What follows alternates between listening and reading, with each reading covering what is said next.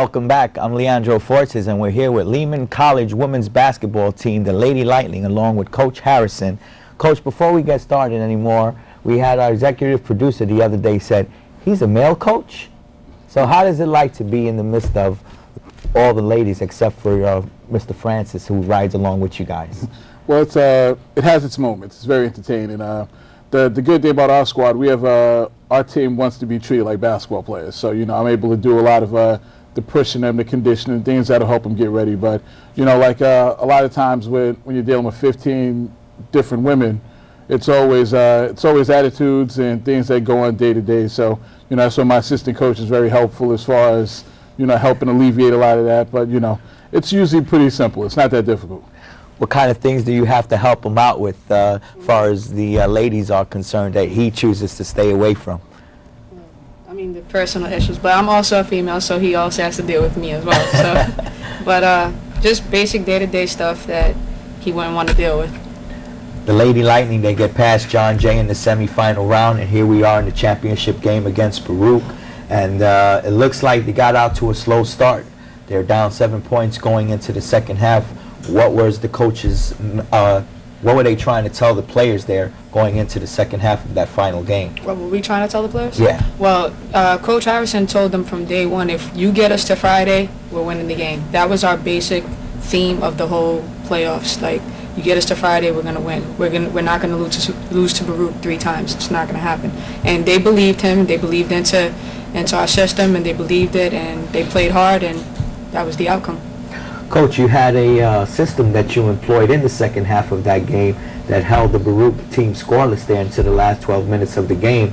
You want to share it now that the season's over? Yeah, well, we can share a little bit. We might use a little more next year. But one of the things we did, we held off a lot of our defensive things specifically for the championship game. We knew Baruch.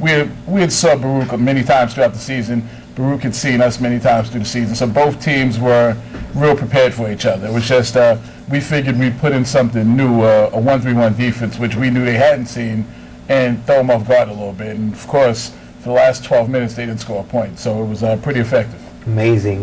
Winning shot came off the fingertips of this young lady here, Kathy Santiago.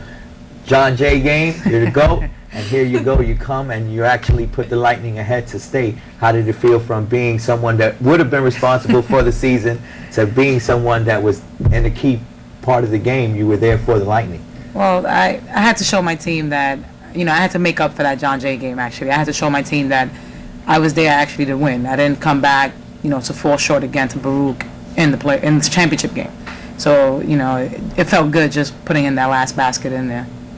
Sally, what about yourself? Your team is down 7 points in the Baruch game. You had fallen to them the previous year. What were your thoughts going into the halftime? I had confidence in my team regardless. We was down, 7 in halftime, and I knew it wasn't going to be a blowout. And eventually we were going to get together and make a comeback. You hit a couple of key shots, too, and in the very last minutes of the game, Baruch was going up for a 3-point shot, and you really stuffed the ball down there. I guess it was Stein Matis that was trying to make a 3-point shot that you defended. How did it feel at that point? You were very into it defensively in that game. I think you got a technical, if I'm not mistaken. Yeah, well, the offensive part of my game wasn't going that well, so I had to play defense and feed off of that. So basically that's...